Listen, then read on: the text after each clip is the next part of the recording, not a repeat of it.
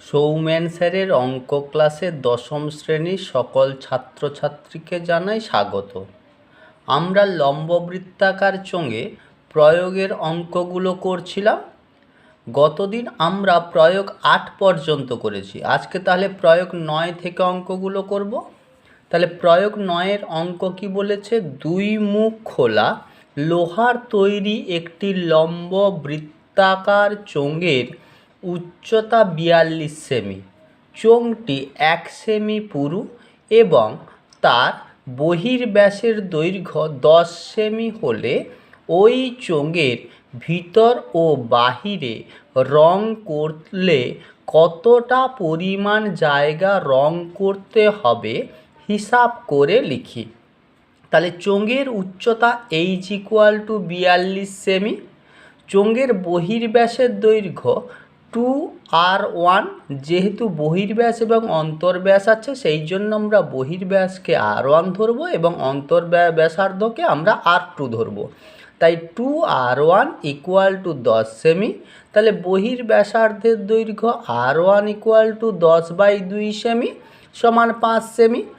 অন্তর্ব্যাসার্ধের দৈর্ঘ্য r2 = 5 বিয়োগ 1। কেন 1 করলাম? যেহেতু চোঙটি 1 সেমি পুরু সেই কারণে বহির্ব্যাসার্ধ থেকে অন্তর্ব্যাসার্ধ 1 সেমি কম হবে, সেই কারণে 5 থেকে 1 বিয়োগ দিলে 4 সেমি। তাহলে চোঙের ভিতর ও বাহিরে মোট বক্রতলের ক্ষেত্রফল, তাহলে চোঙের বাহিরের বক্রতলের ক্ষেত্রফল 2πr1h এবং ভিতরের বক্রতলের ক্ষেত্রফল 2πr2h। তাহলে আমরা 2πr যদি কমন নিয়ে নিই তাহলে পড়ে থাকবে কি r1 + r2 বর্গ একক। এবার প্রত্যেকের মান বসাই। 2-এর জায়গায় 2 বসলো, পাইয়ের জায়গায় 22/7 বসলো, এইচের জায়গায় 42 বসলো, r1 জায়গায় 5, r2 জায়গায় 4 বর্গ সেমি। তাহলে এখানে 7 দিয়ে 7 6 42, তাহলে 2 × 22 × 6 × 9 বর্গ সেমি। তাহলে গুণ করলে গুণফল কত পাচ্ছি? 2376 বর্গ সেমি।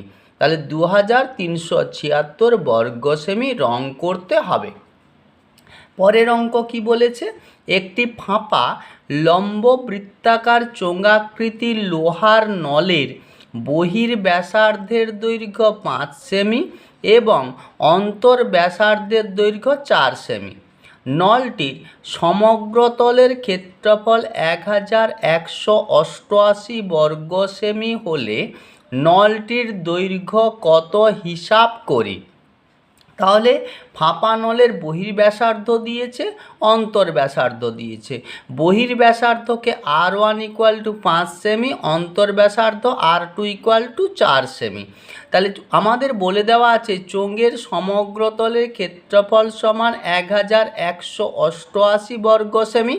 তাহলে সমগ্রতলের ক্ষেত্রফলের সূত্র কি? 2π r1 + r2h + 2π r1² - r2²। এটা যেহেতু ফাঁপা নল তাই ফাঁপা নলের সমগ্রতলের ক্ষেত্রফলের সূত্র এটা =1188 বর্গ সেমি। তাহলে আমরা 2-এর জায়গায় 2 বসালাম, পাইয়ের জায়গায় 22/7, r1-এর জায়গায় 5, r2-র জায়গায় 4, এইচের মান আমাদের জানা নেই, প্লাস 2-এর জায়গায় 2, পাইয়ের জায়গায় 22/7, r1-এর জায়গায় 5² r2-র জায়গায় 4² লিখলাম =1188। তাহলে 22/22 আর 2 গুণ 22/7 আর 2 গুণ করলে আমরা 44/7 পাচ্ছি। তাহলে 44/7 5 আর 4 যোগ করে 9 h প্লাস 22 আর 2 গুণ করে 44/7 ব্র্যাকেট দিয়ে 5-এর বর্গ 25, 4-এর বর্গ 16 =1188।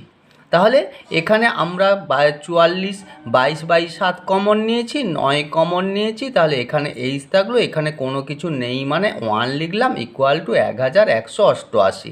তাহলে 44/7 আর গুণ 9 এগুলোকে এপাশে নিয়ে এসেছি। তাহলে 9 এবং 44 গুণ ছিল, তারা ভাগ হয়েছে, 7 নিচে ছিল উপরে বসেছে। তাহলে আমরা প্রথমে কেটেছি, এখানে 9 দিয়ে কেটেছি, 9 দিয়ে কাটার ফলে ভাগফল বেরিয়েছে আমাদের 132। 44 দিয়ে 132কে ভাগ করলে ভাগফল পাচ্ছি 3। তাহলে এখানে 3 থাকলো আর 7 থাকলো। 7 এবং 3 গুণ করলে গুণফল হবে কত? 21। তাহলে এখানে আমাদের হয়েছে দেখো h+1 = 3 গুণ 7। তাহলে h+1 = কত হচ্ছে? 21। তাহলে 1 এপাশে যোগ হয়ে থাকলে এপাশে এলে বিয়োগ হবে, তাই হয়েছে দেখো। তাহলে h = 20 বেরিয়েছে। তাহলে নলটির দৈর্ঘ্য 20 সেমি। পরের অঙ্ক কি বলেছে? 6 মিটার লম্বা একটি লম্ববৃত্তাকার চোঙাকৃতি লোহার ফাঁপা পাইপের ভিতরের ও বাহিরের ব্যাসের দৈর্ঘ্য যথাক্রমে 3.5 সেমি এবং 4.2 সেমি হলে পাইপটিতে কত লোহা আছে তা হিসাব করে লিখি। অর্থাৎ আয়তন বার করতে হবে। 1 ঘন ডেসিমি লোহার ওজন 5 কিগ্রা হলে পাইপটির ওজন হিসাব করে লিখি। তাহলে পাইপের দৈর্ঘ্য h = 6 মিটার, মিটারকে সেন্টিমিটার করতে গেলে 100 দিয়ে গুণ করতে হয়, তাই হয়েছে 600 সেন্টিমিটার। পাইপের বহির্ব্যাস 2r1 = 4.2 সেমি। তাহলে বহির্ব্যাসার্ধের দৈর্ঘ্য তাহলে কত? 4.2/2 সেমি। পাইপের অন্তর্ব্যাসের দৈর্ঘ্য 2r2 = 3.5 সেমি। তাহলে বহির্ব্যাস অন্তর্ব্যাসার্ধের দৈর্ঘ্য r2 = 3.5/2 সেমি। তাহলে পাইপের আয়তনে, ফাঁপা পাইপ যেহেতু, তার আয়তনের সূত্র কি? পাই whole into r1² - r2² h ঘন একক। তাহলে পাইয়ের জায়গায় পাইয়ের মান, r1-এর জায়গায় r1-এর মান, r2-র জায়গায় r2-র মান, h-এর জায়গায় h-এর মান বসিয়ে দিয়েছি। তাহলে প্রত্যেককে বর্গ করেছি, বর্গ করে লসাগু করেছি, লসাগু করে বিয়োগ করার পরে পেলাম কত? 22/7 গুণ 5.39/4 গুণ 600 ঘন সেমি। তাহলে দশমিক তুলে দিয়ে নিচে হলো 100। তাহলে এখানে দুটো শূন্য, এখানকার দুটো শূন্য কেটে দিলাম। এখানে আমরা 2 দিয়ে ভাগ করেছি, 2 দিয়ে ভাগ করলে 2 11/22। এখানে আবার 2 দিয়ে ভাগ করলে 2 3 6। এখানে 7 দিয়ে 539কে ভাগ করলে ভাগফল পাচ্ছি 77। তাহলে এখানে পেলাম কত? 11 গুণ 77 গুণ 3, সব মিলিয়ে গুণফল পেলাম 2541। তাহলে পাইপটিতে 2541 ঘন সেমি লোহা আছে। তাহলে এখানে ঘন সেমিকে আমাদের ঘন ডেসিমি নিয়ে যেতে হবে, কেন ঘন ডেসিমিতে আমাদের এর ওজন চেয়েছে। তাহলে তাই করেছি দেখো। তাহলে ঘন সেমিকে ঘন ডেসিমি করতে গেলে 1000 দিয়ে ভাগ করতে হয়, কারণ সেন্টিমিটার থেকে ডেসিমিটারে আসতে হলে পিছিয়ে আসতে হয়, তাই 1 ঘর যেহেতু 10 দিয়ে ভাগ করতে হয়। এখানে যেহেতু ঘন আছে, তাহলে 10-এর হোল কিউব কত হবে? 1000। তাই 1000 দিয়ে ভাগ করতে ভাগফল আমাদের বেরিয়েছে 2.541 ঘন ডেসিমি। তাহলে 1 ঘন ডেসিমি পাইপের ওজন 5 কিগ্রা। তাহলে 2.541 ঘন ডেসিমি পাইপের ওজন 5 দিয়ে গুণ করেছি, গুণফল বেরিয়েছে কত? 12.705 কিগ্রা। তাহলে পাইপটির ওজন 12.705 কিগ্রা হলো। পরের অঙ্ক কি বলেছে? একটি চোঙের ভূমির ক্ষেত্রফল 13.86 বর্গমিটার এবং উচ্চতা 8 মিটার হলে চোঙের আয়তন হিসাব করে লিখি। তাহলে চোঙের ভূমির ক্ষেত্রফল πr² = 13.86 বর্গমিটার। চোঙের উচ্চতা h = 8 মিটার। তাহলে চোঙের আয়তনের সূত্র কি জানি? πr² h ঘন একক। তাহলে r² মান আমাদের জানা, h-এর মান আমাদের জানা। তাহলে πr² মান কত বসিয়েছি? 13.86 এবং h-এর মান কত? 8 ঘনমিটার। গুণ করতে গুণফল কত পেয়েছি আমরা? 110.88 ঘনমিটার। তাহলে চোঙের আয়তন 110.88 ঘনমিটার। যে চোঙের ভূমির পরিধি 15.4 সেমি এবং উচ্চতা 11 সেমি, তার আয়তন হিসাব করে লিখি। তাহলে চোঙের ভূমির পরিধি 2πr = 15.4 সেমি। পাইয়ের মান 2-এর মান 2 বসালাম, পাইয়ের মান 22/7 বসালাম, গুণ আর এর মান আমাদের জানা নেই, তাই আর লিখলাম ইকুয়াল টু 15.4। তাহলে বা আর ইকুয়াল টু 15.4 গুণ 7 বাই 2 গুণ 22। তাহলে আমরা প্রথমে কেটেছি 2 দিয়ে এটাকে ভাগ করলে ভাগফল পাচ্ছি 7.7। তারপর 11 দিয়ে ভাগ করেছি, 11কে 2 দিয়ে ভাগ করলে ভাগফল পাচ্ছি 2, এবং 11 দিয়ে 7.7কে ভাগ করলে ভাগফল পাচ্ছি 0.7। তাহলে 0.7 এবং 7 গুণ করলে গুণফল পাচ্ছি 4.9/2। চোঙের উচ্চতা আমাদের বলে দেওয়া আছে 10 সেমি। তাহলে চোঙের আয়তন equal to pi r square h ঘন একক।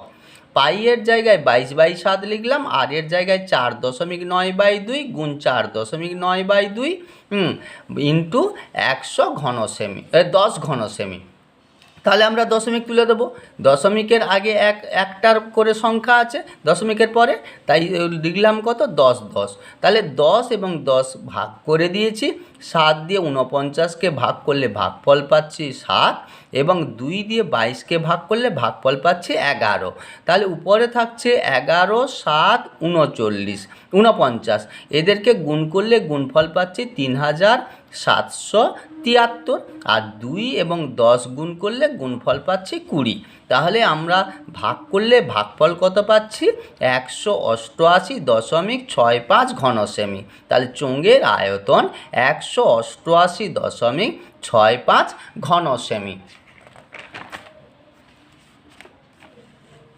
তাহলে পরের অঙ্ক আমাদের কি বলেছে, 11 সেমি বহিঃপরিধি বিশিষ্ট 105 সেমি লম্বা এক টিউব লাইটের কাজ যদি 0.2 সেমি পুরু হয়, তবে 5টি টিউব লাইট তৈরি করতে কত ঘন সেমি কাচ লাগবে হিসাব করে লিখি।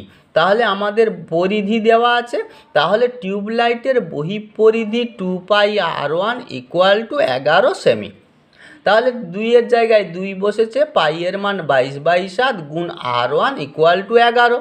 তাহলে r1 ইকুয়াল টু 11 গুণ 7 বাই 2 গুণ 22। 11 দিয়ে ভাগ করেছি, 11 2-এ 22, তাহলে 7/4 হলো। তাহলে r1 ইকুয়াল টু 7/4 বা r1 ইকুয়াল টু 1.75।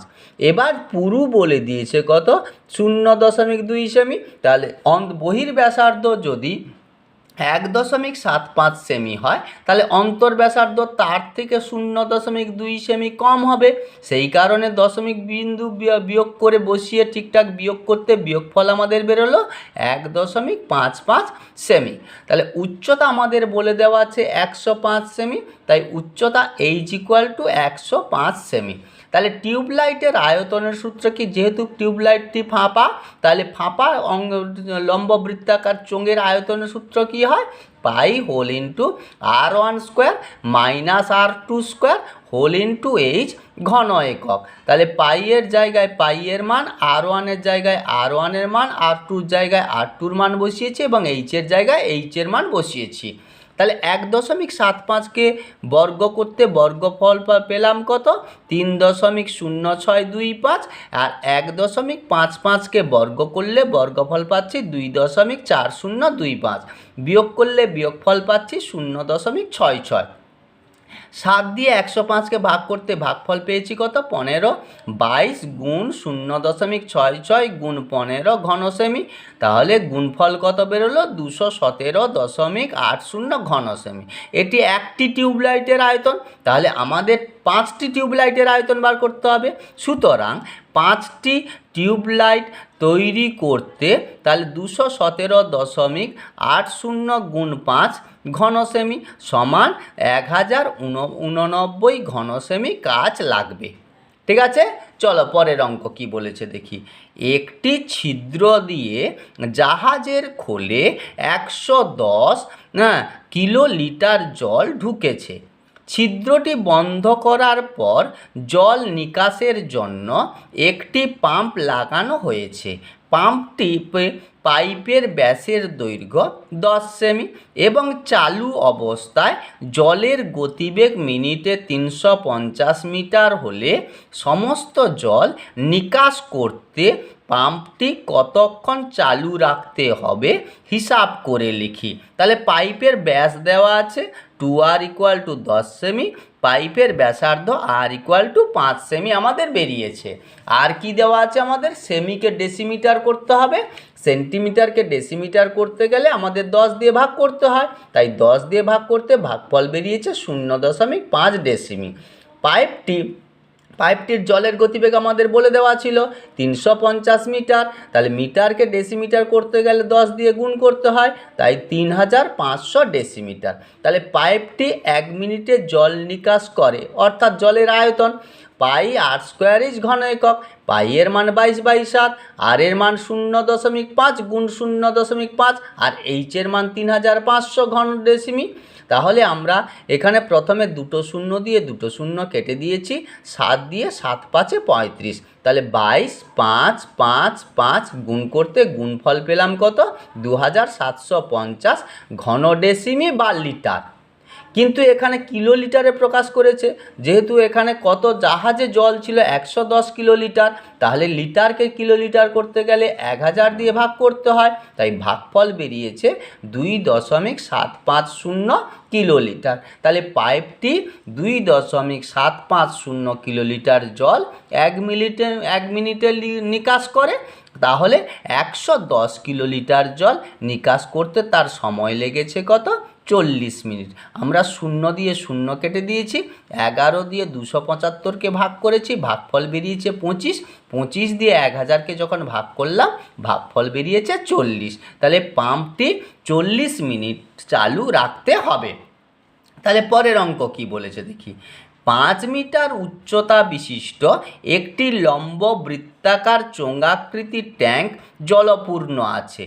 8 সেমি দৈর্ঘ্যের ব্যাসের একটি পাইপ দিয়ে যদি মিনিটে 225 মিটার বেগে জল বের করা হয়, তাহলে 45 মিনিটে ট্যাঙ্কটির সমস্ত জল বেরিয়ে যায়। ট্যাঙ্কটির ব্যাসের দৈর্ঘ্য হিসাব করে লিখি। তাহলে ট্যাঙ্কের উচ্চতা h কেন ক্যাপিটাল H দিয়েছি? এখানে পাইপ আছে আবার ট্যাঙ্ক আছে, তাহলে দুজনকে একই H দিলে আমাদের বোঝাতে গণ্ডগোল হতে পারে, সেই কারণে আমরা ট্যাঙ্কের উচ্চতাকে ক্যাপিটাল H ধরেছি আর পাইপের দৈর্ঘ্যটাকে আমরা স্মল h ধরেছি। তাই ট্যাঙ্কের উচ্চতা ক্যাপিটাল H = 5 মিটার, মিটারকে ডেসিমিটার করতে গেলে 10 দিয়ে গুণ করতে হয়, তাই 5 গুণ 10 ডেসিমিটার সমান 50 ডেসিমিটার। পাইপের ব্যাসের দৈর্ঘ্য দেওয়া আছে 8 সেমি, তাহলে ব্যাসার্ধের দৈর্ঘ্য কত হবে? 4 সেমি। সেন্টিমিটারকে ডেসিমিটার করতে গেলে 10 দিয়ে ভাগ করতে হবে, 4কে যখন 10 দিয়ে ভাগ করলাম ভাগফল পেলাম কত? ভাগফল পেলাম 0.4 ডেসিমি। তাহলে পাইপে জলের বেগ h = 225 মিটার, তাহলে মিটারকে ডেসিমিটার করতে গেলে 10 দিয়ে গুণ করতে হয়, সেই কারণে 10 দিয়ে গুণ করতে গুণফল পেয়েছি 2250 ডেসিমিটার। তাহলে ট্যাঙ্কের জলের আয়তন = 45 গুণ পাইপের জলের আয়তন, কারণ ট্যাঙ্কের সমস্ত জল পাইপ দিয়ে গেছে 45 মিনিট ধরে, তাহলে পাই কেটে দিয়েছি, তাহলে ক্যাপিটাল R² ইন্টু H এর মান আমাদের জানা 50 ডেসিমিটার, তাহলে = 45 গুণ আর এর মান আমাদের জানা 0.4 গুণ 0.4 গুণ 2250। ঠিক আছে, তাহলে দশমিক আমরা তুলে দিয়েছি 10 10 করে। তাহলে আমরা প্রথমে 5 দিয়ে ভাগ করেছি, 5 এখানে প্রথমে এই শূন্যটা কেটে এই শূন্য করেছি, তাহলে 5 দিয়ে 225কে ভাগ করতে 45 পেয়েছি। তাহলে এবার 45কে যখন 5 দিয়ে ভাগ করলাম ভাগফল পেলাম 9, 10কে 5 দিয়ে ভাগ করতে ভাগফল পেয়েছি 2, আবার 10কে 5 দিয়ে ভাগ করতে ভাগফল পেয়েছি 2, 45কে 5 দিয়ে ভাগ করতে ভাগফল পেয়েছি 9, এই 2 দিয়ে 4কে ভাগ করতে ভাগফল পেয়েছি 2, 2 এবং 2 ভাগ করে দিয়েছি। তাহলে আমাদের থাকলো 9, এখানে থাকছে 4, এখানে থাকছে 9, তাহলে 9 4 9, এদের বর্গমূল করলে কত পাচ্ছি? আর গুণ করলাম না, যেহেতু প্রত্যেকেই বর্গযুক্ত সংখ্যা সেই জন্য সরাসরি বর্গমূল করে দিয়েছি। 9কে বর্গমূল করলে 3, 4কে বর্গমূল করলে 2, 9কে বর্গমূল করলে 3, গুণফল বেরিয়েছে 18। তাহলে ট্যাঙ্কের ব্যাসার্ধের দৈর্ঘ্য r = 18 ডেসিমি। তাহলে ব্যাসের দৈর্ঘ্য 2 × 18 ডেসিমি সমান 36 ডেসিমি। তাহলে ট্যাঙ্কটির ব্যাসের দৈর্ঘ্য 36 ডেসিমি। ব্যাস, এবার পরের অঙ্ক দেখি। পরের অঙ্ক কি বলেছে? তামার তৈরি একটি আয়ত ঘনের দৈর্ঘ্য, প্রস্থ ও উচ্চতা যথাক্রমে 11 সেমি, 9 সেমি এবং 6 সেমি। আয়ত ঘনটিকে গলিয়ে 3 সেমি দৈর্ঘ্যের, ব্যাসের এবং 1/4 সেমি পুরু কতগুলি মুদ্রা তৈরি করা যাবে হিসাব করি। তাহলে আয়তঘনের দৈর্ঘ্য দেওয়া আছে 11 সেমি, প্রস্থ 9 সেমি, উচ্চতা 6 সেমি। মুদ্রার ব্যাস 2r = 3 সেমি, ব্যাসার্ধ r = 3/2 সেমি, উচ্চতা h = 1/4 সেমি। তাহলে কতগুলো মুদ্রা তৈরি করা যাবে যেহেতু আমাদের জানা নেই, সেই কারণে লিখেছি, দেখো, ধরি xটি মুদ্রা তৈরি করা যাবে। তাহলে আয়তঘনের আয়তন এবং x গুণ মুদ্রার আয়তন সমান হবে। তাই শর্তানুসারে লিখেছি x গুণ মুদ্রার আয়তন = আয়তঘনের আয়তন, অর্থাৎ কতগুলো মুদ্রা তৈরি যেহেতু করা যাবে না, জানি না আমাদের, তাই x লিখলাম। তাহলে x গুণ πr² = আয়তঘনের আয়তনের সূত্র কি? দৈর্ঘ্য গুণ প্রস্থ গুণ উচ্চতা। এবার প্রত্যেকের মান বসিয়েছি। x গুণ 22/7 গুণ 3/2 গুণ 3/2, যেহেতু r² দেওয়া ছিল তাই r এর মান দুবার লিখলাম, গুণ h এর মান কত লিখলাম? 1/4। দৈর্ঘ্য জানি 11, প্রস্থ 9, উচ্চতা 6। তাহলে বা এক্স বাম দিকে রেখে বাকি সংখ্যাগুলো সব ডান দিকে নিয়ে চলে আসবো। যে সংখ্যাগুলো গুণ ছিল তারা ভাগ হয়েছে, যারা ভাগ ছিল তারা গুণ হয়েছে। তাহলে প্রথমে আমরা 11 দিয়ে 22কে ভাগ করে ভাগফল পেয়েছি 2। 2 দিয়ে 2 ভাগ করে দিয়েছি। 3 দিয়ে 9কে ভাগ করতে 3 × 3 = 9, অর্থাৎ 3 পেয়েছি। 3 দিয়ে 3 ভাগ করে দিয়েছি। তাহলে উপরে কোন কোন সংখ্যা থেকে গেছে? 6, 7, 2, 4। তাহলে সবাইকে গুণ করলে গুণফল পাচ্ছি 336, অর্থাৎ এক্সের মান যেহেতু 336 তাই 336টি মুদ্রা তৈরি করা যাবে। তাহলে এখানেই আমাদের লম্ব বৃত্তাকার চোঙের সব অঙ্ক হয়ে গেল। অনুশীলনী এবং প্রয়োগ সব অঙ্কগুলো এখানে আমরা শেষ করলাম। তাহলে পরের ক্লাসে আমরা নতুন অধ্যায় শুরু করব। ঠিক আছে? তাহলে তোমরা মন দিয়ে অঙ্কগুলো অভ্যাস করো। তাহলে টাটা।